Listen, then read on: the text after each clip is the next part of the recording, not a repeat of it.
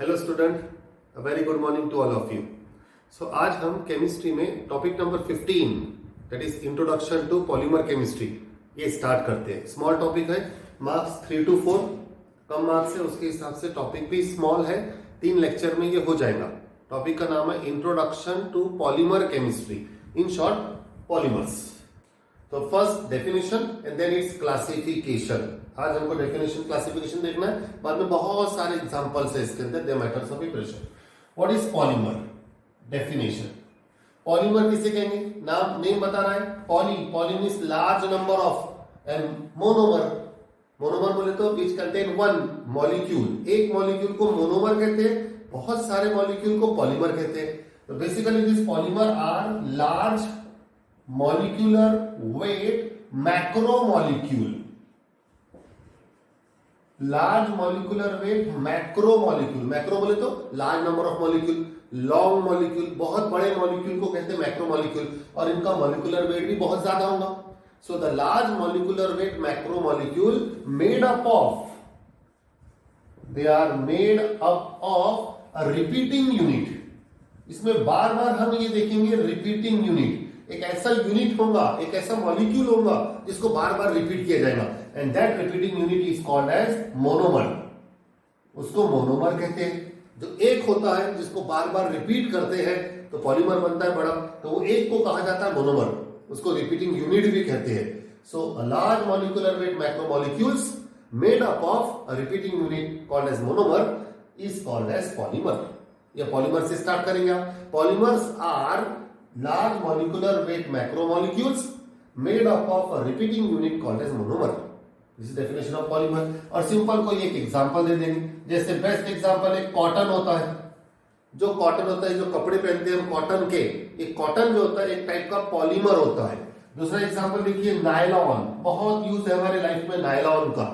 Nylon की रस्सी आती है, नायलॉन की जाली आती है, नायलॉन के फाइबर आते हैं, बॉटल्स आते हैं। ये नायलॉन और कॉटन जो है that example of polymer. This complete the definition. Now classification of polymer ये बहुत वास्ट है, बहुत डिटेल में हमको क्लासिफिकेशन ऑफ पॉलीमर, तो वो स्टडी करते हैं। So first give heading classification,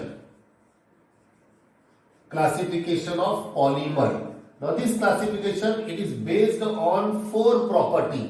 4 property के बेस पर क्लासिफिकेशन है। जैसे पहली प्रॉपर्टी है, नंबर ए लिखेंगे हम, classification based on sources. Sources बोले तो from where it is obtain. Polymer जहां से लिया जाता है, जो सोर्स होता है, depending on that polymer are classified into 3 type. 3 type के पॉलीमर होते हैं, नाम से समझ जाएंगे आप। Number first it is natural polymer. नाम बता रहा है natural polymer means the polymer which are obtain from natural sources, जिनको हम नेचुरल सोर्सेस से लेते हैं। नेचुरल सोर्सेस 2 होते हैं, एक होता है प्लांट और एक होता है एनिमल। सो ऐसे पॉलीमर जो प्लांट से लिए जाते हैं, जो एनिमल से लिए जाते हैं, उन्हें कहा जाता है नेचुरल पॉलीमर। जैसे प्लांट, एग्जांपल क्या है प्लांट का? It is cotton. कॉटन एक प्लांट, कॉटन जो होता है वो प्लांट से मिलता है हमको, तो प्लांट, ये कॉटन जो हो गया नेचुरल पॉलीमर हो गया। उसी तरह जूट, फ्लेक्स, हेम्प, लेनिन, ये जो होते हैं ये सब प्लांट से मिलते हैं। Cotton, jute, flax, hemp, linen. और एनिमल से आप अच्छी तरह जानते हैं सिल्क। सिल्क जो होता है, सिल्क वॉर्म से मिलता है, एनिमल से मिलता है। वुल ऑब्टेन फ्रॉम शिप होती है, वो वुल से वुल मिलता है। सिल्क और वुल एनिमल फाइबर है, और कॉटन और जूट प्लांट फाइबर है। They are obtain from natural sources, therefore they are called as natural polymer. इसके exactly opposite number second synthetic polymer, the polymer which are obtain by treatment of chemicals. The polymer which are obtain totally from chemicals. ऐसे polymer जो सिर्फ chemical से बनते हैं, उसमें कोई natural नहीं होता है, इसे कहा जाता है synthetic polymer. The polymer which are obtain from chemicals are called as synthetic polymer. Example nylon, जो नायलॉन फाइबर होता है, जो नायलॉन की रस्सी होती है, वो नायलॉन पूरा केमिकल से बनता है, उसे हम बोलेंगे सिंथेटिक। और एक बेस्ट एग्जांपल हमारी डेली लाइफ में बहुत ज्यादा यूज है इसका, इट इज पॉलीथीन। पॉलीथीन जो होता है, जो पॉलीथीन कैरी बैग हम यूज करते हैं, वो totally synthetic polymer, it is obtained from chemical, name of that chemical is ethene, वो इथीन से बनता है। और number third, semi synthetic polymer, semi synthetic polymer, names indicate semi, semi means half, synthetic half natural. ये polymer कैसे बनते हैं? In this polymer this property of natural polymer they are modified. इसमें नेचुरल पॉलीमर की property को modify करते हैं by treating with suitable chemical, उसको कुछ केमिकल से रिएक्ट करते हैं। जैसे नेचुरल पॉलीमर को केमिकल से रिएक्ट करेंगे, सिंथेटिक पॉलीमर बनाएंगे, उसको बोलेंगे हम semi synthetic polymer. This polymer are obtained by treating natural polymer with suitable chemicals. They are called as semi-synthetic polymer. Example, rayon. It is a viscous rayon. Rayon याद रखना, ये बस इसमें नाम rayon ही रहेगा। Acetate rayon, acetate rayon। और एक होता है सिल्क, क्यूप्रामोनियम सिल्क, रेशम। ये सिल्क अलग है, नेचुरल है। इस सिल्क को केमिकल से ट्रीट करते हैं तो बनता है वो सेमी सिंथेटिक पॉलीमर। रेयन रहेगा, viscose rayon and acetate rayon, they are semi synthetic polymer. This is classification of polymer based on sources. इस टाइप के क्लासिफिकेशन हमको 4 पढ़ना है आज। ये हो गया पहला, बेस्ड ऑन सोर्सेस, कि उसको जहां से ऑब्टेन किया जाता है। Number B,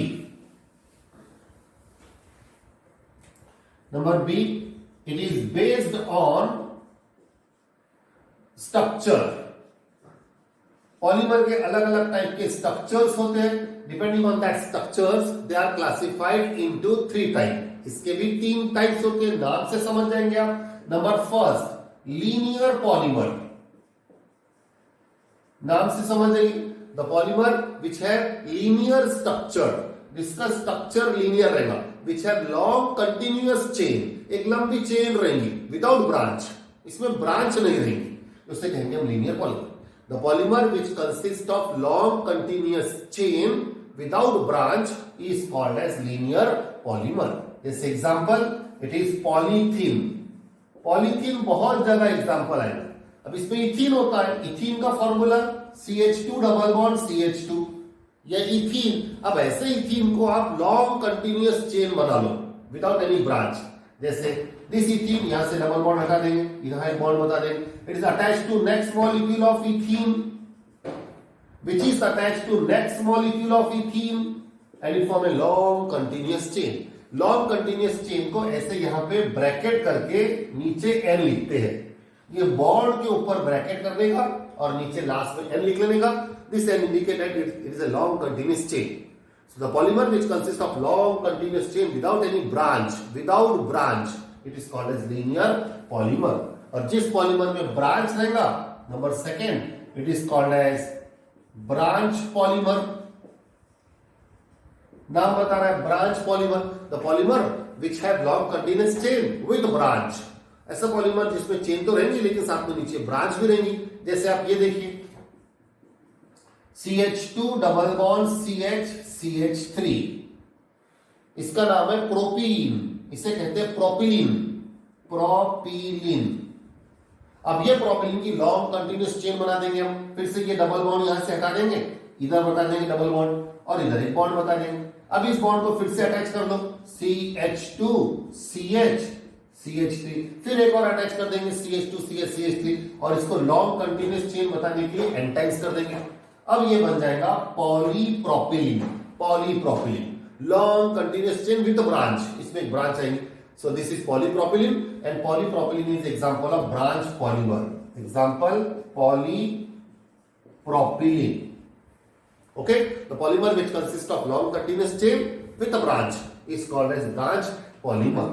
And the last type of polymer depending on structure, ये बहुत ज्यादा important होता है। And last type of polymer, it is cross link polymer. Cross link polymer, names indicate, नाम बता रहा है। इसमें क्या रहेंगे, the two polymeric chain they are cross link, उसको हम क्रॉस में लिंक कर देंगे। They are joined by some covalent bond, some hydrogen bond. एक रफ आइडिया देखिए, suppose this is one type of polymer, ये एक पॉलीमर है और एक लॉन्ग कंटिन्यूअस दूसरा पॉलीमर है। इनको हम जोड़ देंगे by long they are joined by cross link bond. एक बॉन्ड से हम इसको जोड़ देंगे, कोवैलेंट बॉन्ड, हाइड्रोजन बॉन्ड को।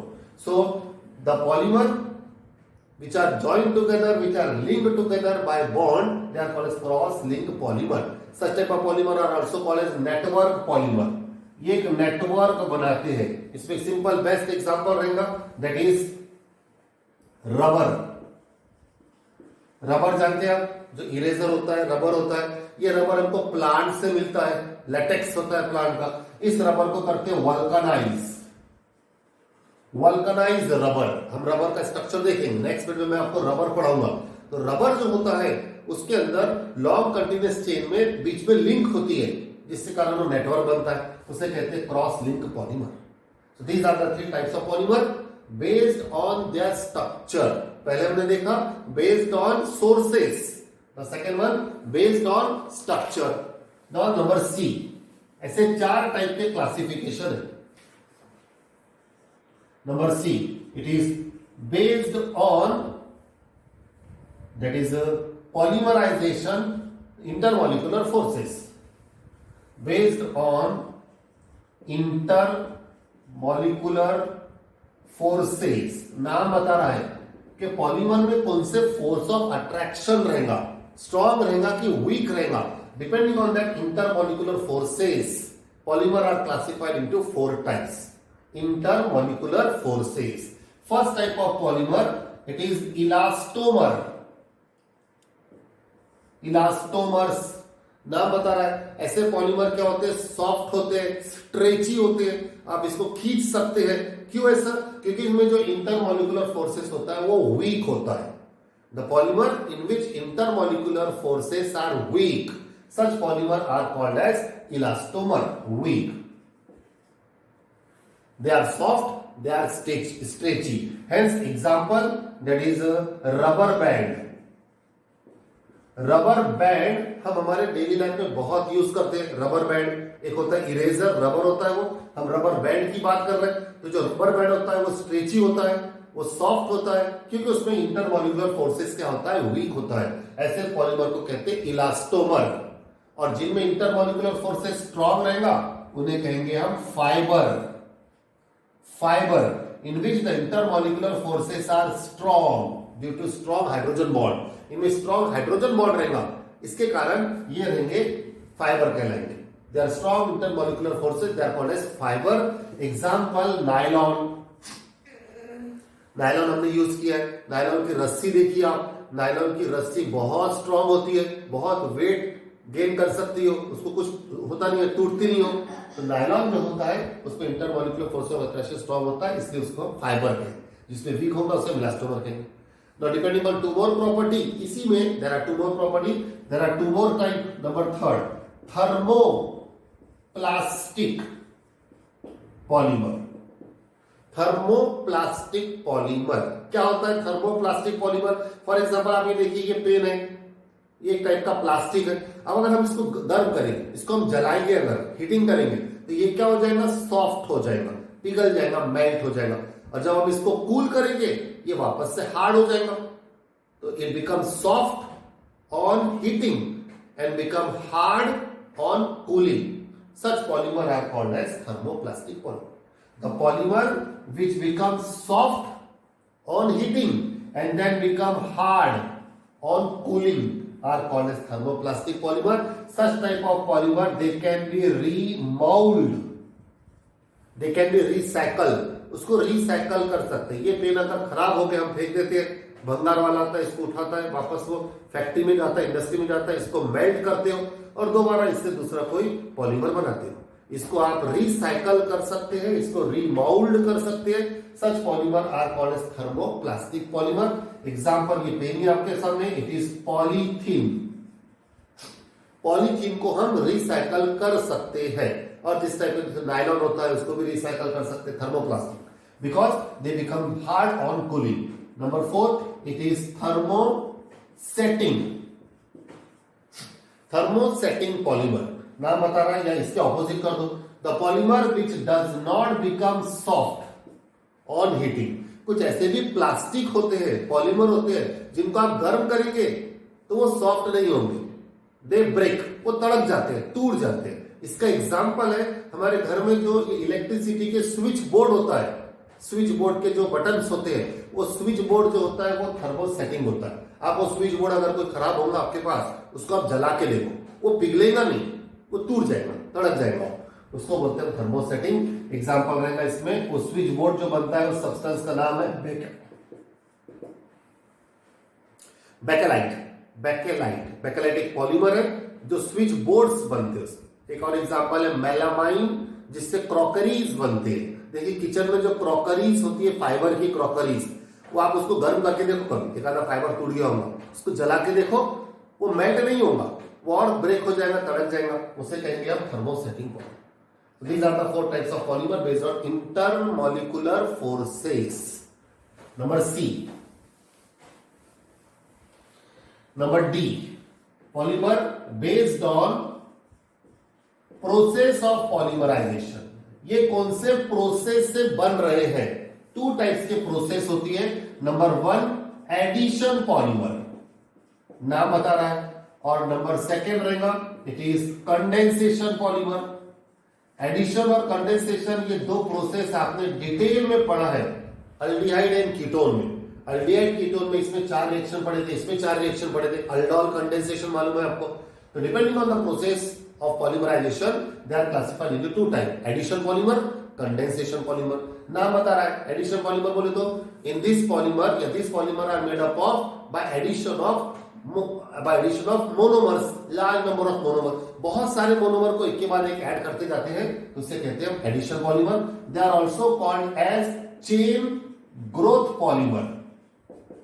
चेन ग्रोथ, इसकी चेन बढ़ते जाती है, जैसे अभी बताया इथीन इथीन इथीन इथीन, ये चेन बढ़ते जाएंगी, इसको कहेंगे हम chain growth polymer. Example polythene. Condensation polymer, they are the polymer which are made up of by addition of monomer and by elimination of small molecule। कंडेंसेशन बोले तो elimination, addition करने का है और उसमें से स्मॉल मॉलिक्यूल एलिमिनेट करना है, उसे कहेंगे हम condensation polymer. They are step growth polymer.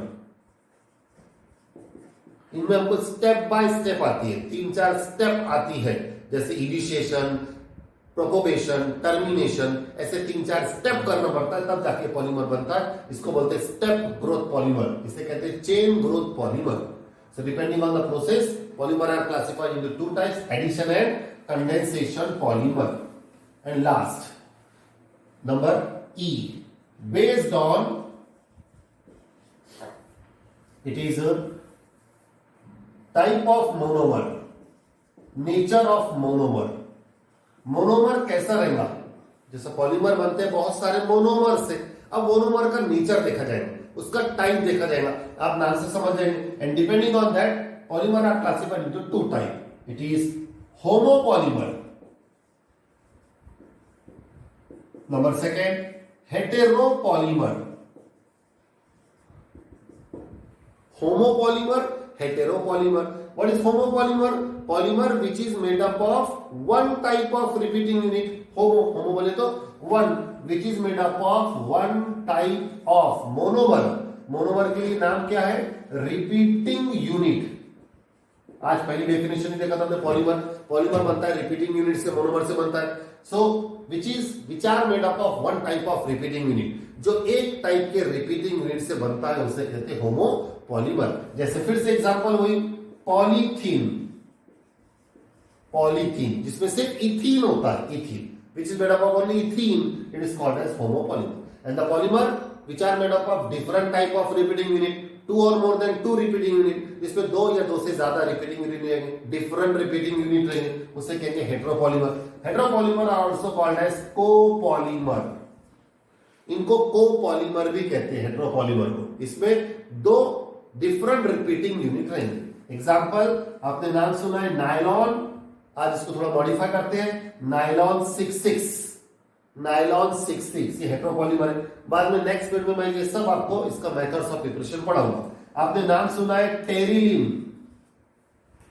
Terylene, terricot सुना आपने, जो कपड़ा होता है ये टेरिकॉट होता है, टेरिकॉट में टेरी जो होता है वो टेरिलीन होता है। So nylon 66, terylene, they are heteropolymer, the polymer which are made up of different type of monomer, different type of repeating unit. This they are called as heteropolymer. So depending on types of monomer, their nature, polymer are classified into two types, homopolymer, heteropolymer. तो ये finish होता है classification of polymer, जो कि बहुत detail में है। Exam में आपको किसी एक टाइप का पूछा जाएगा based on sources, based on structure, based on type of monomer, तो उसके हिसाब से आपको उसका आंसर देने का। और ये सब जितने एग्जाम्पल अभी बताया, बहुत सारे एग्जाम्पल नहीं बताया, ये सब पढ़ना है हमको, एक एक एग्जाम्पल को हमको 12-13 एग्जाम्पल है, उन सब की मेथड ऑफ प्रिपरेशन। पहले हमको जो बताया था कि चेन ग्रो होती है, एक के बाद एक रिएक्ट होते हैं, उसका हमको मैकेनिज्म देखना है। सो हेडिंग डालेंगे आप, it is free radical polymerization. Free radical polymerization, अगर बोर्ड एग्जाम में या अगर कोई क्वेश्चन पेपर में मुझको क्वेश्चन डालना है पॉलीमर का, ये सबसे अच्छा क्वेश्चन रहेगा। 2 मार्क्स के लिए 5 स्टार, बहुत आसान क्वेश्चन रहेगा। क्वेश्चन डालना ऐसे रहेगा, राइट या explain the free radical polymerization, कि पॉलीमराइजेशन जो होता है वो कैसे होता है, डिटेल में हमको बताना है।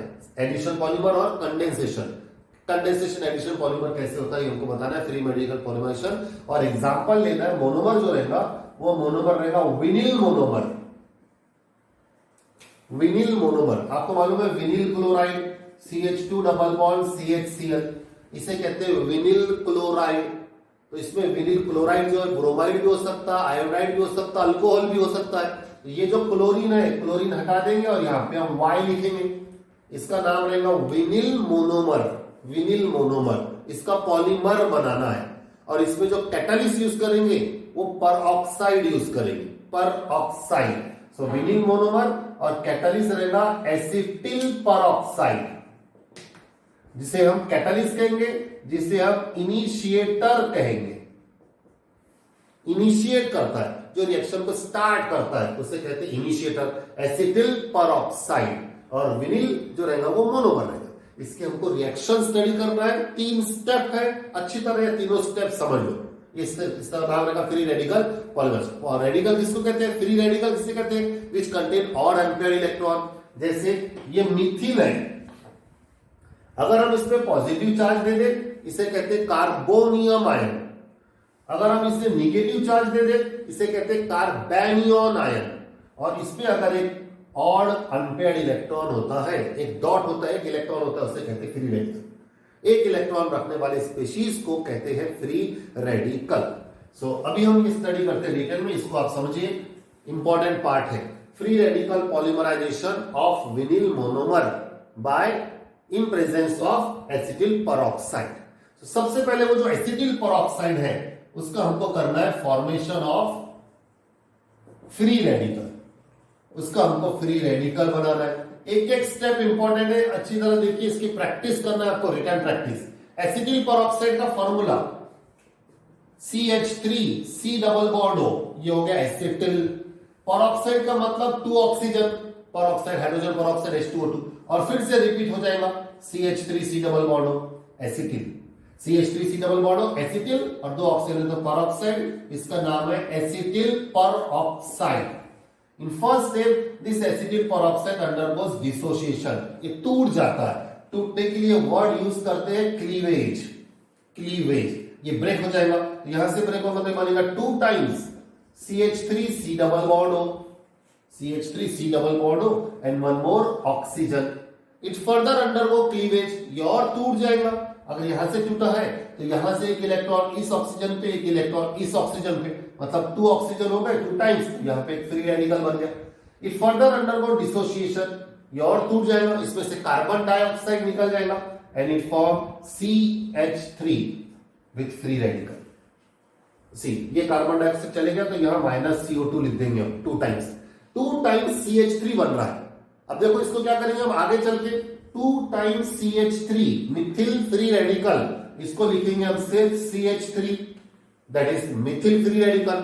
और इसको चेंज कर देंगे, अल्किल ग्रुप है मिथिल, इसको चेंज कर देंगे R। अब नेक्स्ट स्टेप में जब R आएगा, R stand for alkyl free radical. Actually example में क्या है वो मिथिल फ्री रेडिकल, लेकिन लिखेंगे हम R dot alkyl free radical. First पहले क्या करना है, formation of free radical. This acetyl peroxide, it undergoes cleavage to form this type of species, which further undergo cleavage, loss of carbon dioxide to form acetyl, to form methyl free radical called as alkyl free radical. This is formation of free radical.